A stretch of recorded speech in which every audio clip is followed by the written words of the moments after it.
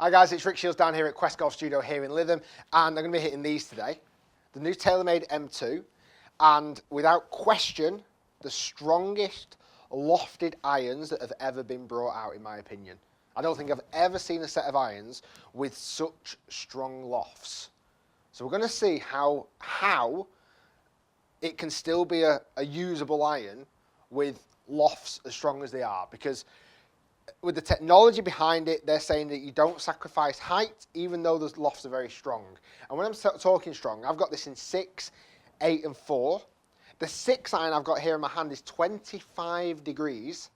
The 7, which I've not got, is 28.5 degrees. 28.5 degrees. And the 8 iron, which I have got, is in 33 degrees. That is super strong. I promise you, that is really strong. Compared to a traditional iron where a 7 iron would be 34 degree. Well, I say traditional, what is traditional anymore? A more standard 7 iron is 34. They've brought out at 28.5 degrees of loft. That's less, that's 1.5 degrees less than the 6 iron that I have in my set. So, how is it going to work? That's what I don't understand at the moment. How is it going to work?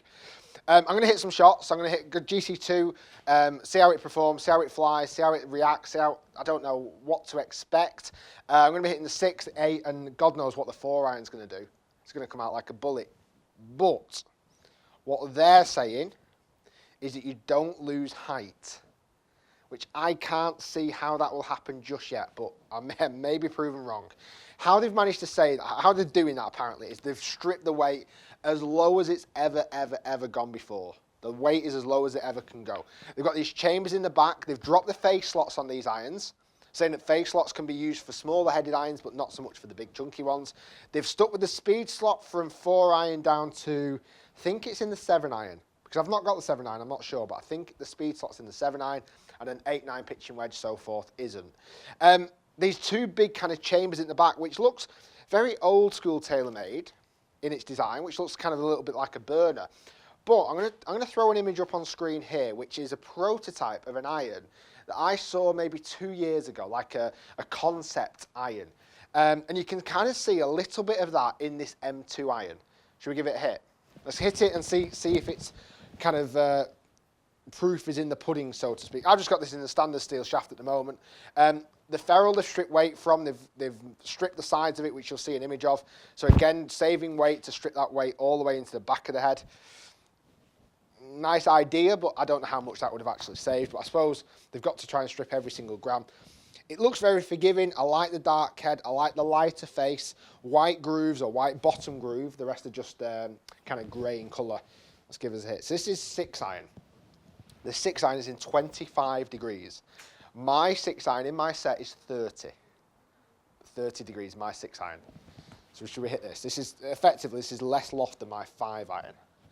I'm not sure what to expect just yet. I'm going to do a comparison against a normal, a standard lofted iron as well.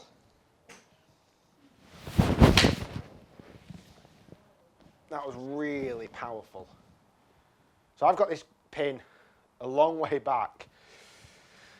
You know, that's a 6 iron that's getting up there to 200 yards. And I didn't hit that absolutely as hard as I possibly could. 195 yards of carry distance. I'm interested to see the peak height, because that's what they're saying. The peak height hasn't been sacrificed. I'd be interested to see that. Let's hit a few more, and then we'll hit some of the other clubs as well. So it big and chunky, a little bit of quite a bit of offset. I like the actual look of the head. I feel like that's a very forgiving look. But it does look like, if someone said, put this in my hand and said, Rick, that's a 5 iron, I would say, yeah, I wouldn't argue. I'd say it feels like a slightly shorter 5 iron. But really, it says 6 on the bottom.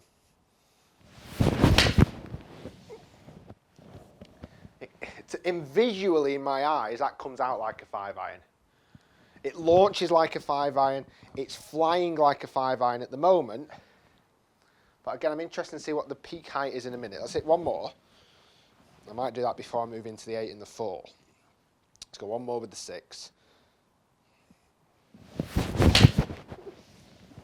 That was as good as I can hit a golf shot, strike-wise anyway. Land on the green still. So yeah, I mean, they're pretty good golf shots. They've all actually hit the green and thereabouts. I'm going to hit one more, and I'm just going to maybe take out the second golf shot that I hit, because I kind of hit that a little bit low on the face. No, I'll keep that one in. I'll keep that one in, because I just want to see it compared to my 6-iron. I'm going to test it against my 6-iron. I think that's the best thing to do. My 6-iron being 30 degrees. Is that the best thing to do? I'll have a think. Right, let me just hit this one more.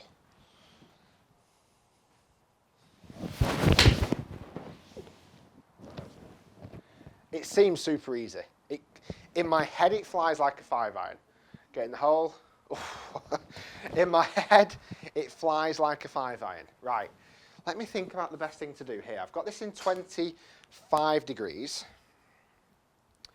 I'm going to hit my iron that's a 26-degree iron. So effectively, my iron is a 26-degree iron, which I see in my head as a 5-iron. Let's see if the height is much different. So I'm just going to change the colour.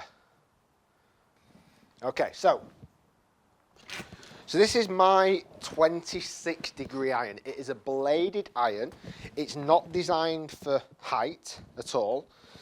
I'm just interested to get my head around why that isn't just a 5-iron with a big head. Let's hit some of these. So they're saying that you don't sacrifice loss of height with that golf club. Let's hit this one and see if, because that honestly visually in my head looked like it flew exactly like a 5-iron.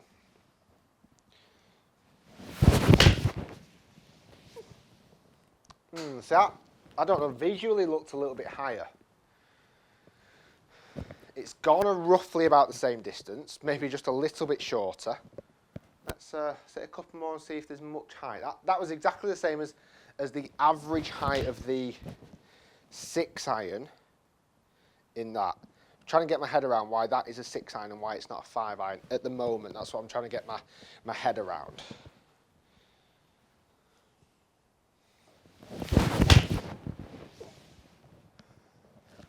That looked identical in flight to that 6-iron. But this is my 5-iron, if that makes sense. Hopefully you're following me. And there's lots of 6 and 5-iron flying about. I'm going to hit one more and then have a look at the side view. See if there is actually any peak height difference. From the stats so far, it doesn't appear to be.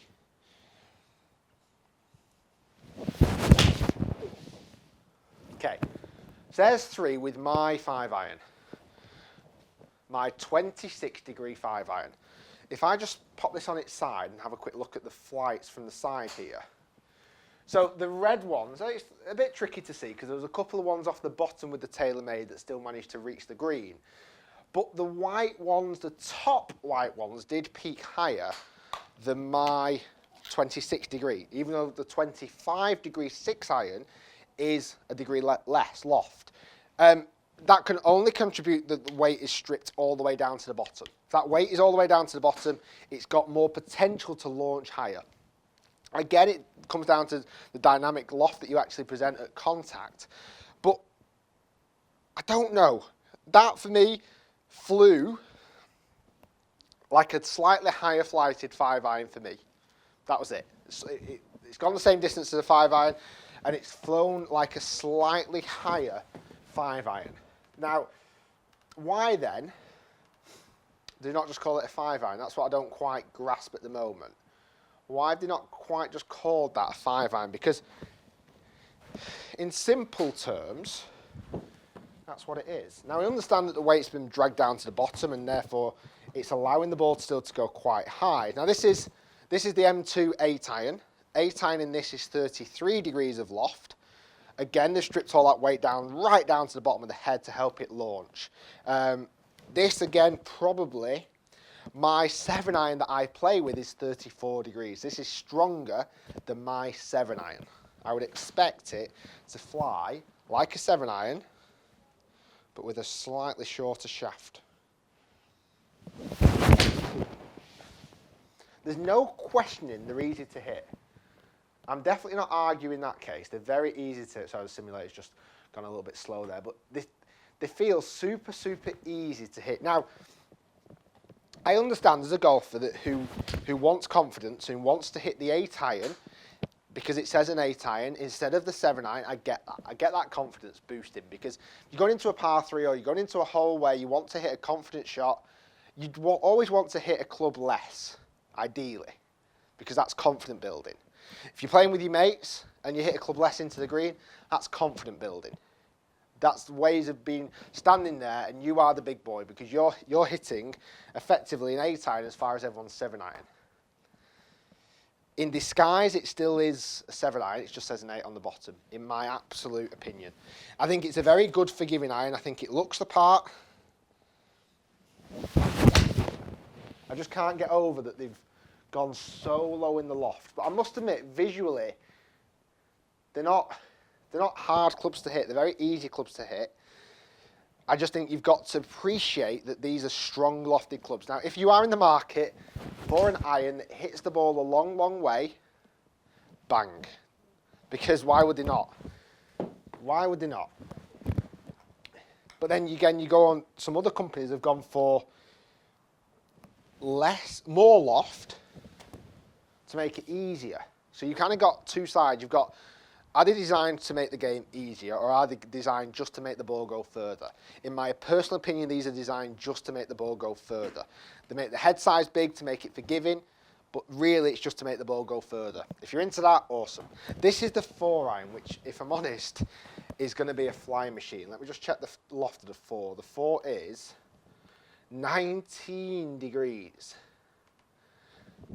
19 degree 4 iron. That's a 3 iron. Thank you. That is a 3 iron. It doesn't actually look like a 3 iron, weirdly, but for 19 degree, that's a 3 iron. This is going to fly. Wanted to hit that. A bit of venom in that one.